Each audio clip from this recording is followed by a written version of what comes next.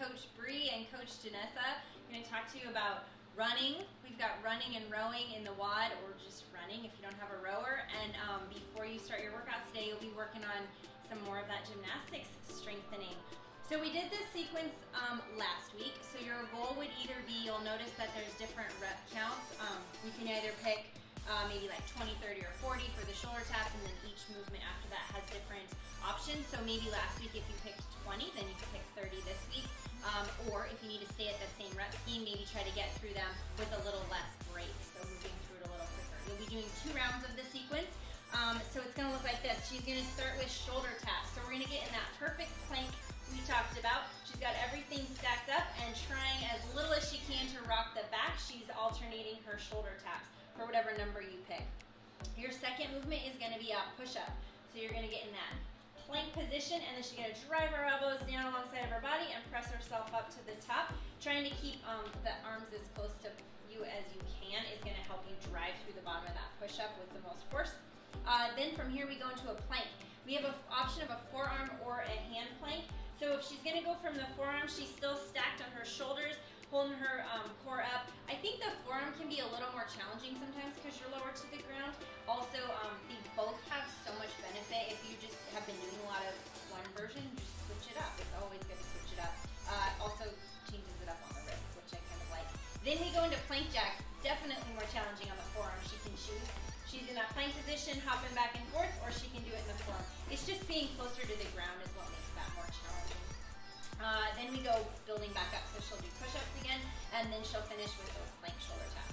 We'll do that entire round, rest, and then do that again. So for the WOD today, we've got 3 rounds, 800-meter run and 800-meter row, 600-meter run.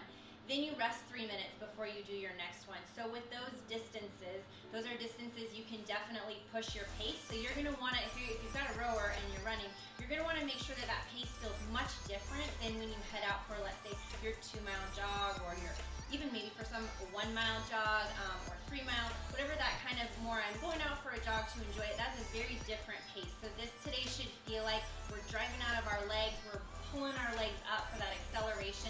Needed to warm up, get those calves and ankles ready. If you don't have a rower, your option is gonna just stick with running. So you'll be doing 3 rounds with a 200-meter run, a 400-meter run, and a 600-meter run, but you have a rest between each of those. So those again are distances that are definitely expected to be pushing the pace. I just wanna encourage you to work harder than you think you need to, because those rests that we build in allow you to feel how hard you worked and to earn those rests and then try to get after it again. These distances aren't crazy, but over time they do build up volume. So one other thing to be thinking about when you're doing these running workouts is the shoes you're wearing. Just if you're wearing your Metcons that you work out in all the time, you may be noticing that those are not exactly meant for running.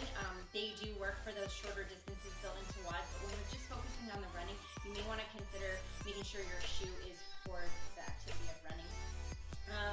Today we have body armor. We finished with those 10 by 10 drop back lunges, or 10 on each side, sorry. 3 sets of that. I thought these were awesome when we did these last week. It was new for me, so I was very uncertain, and then once I did them, I loved them. Need something soft under the leg. She's gonna try to lunge backwards without having her foot hit first. So that knee hits first, then the toe, and then she drives herself back up. So much work on that single leg, similar to a step up on a box, but I think just isolates the glute really nicely. Yeah, so this is Thursday's workout. It's great. Get after it, sprint hard, work hard, enjoy it. All right, guys, see you on the Zoom call.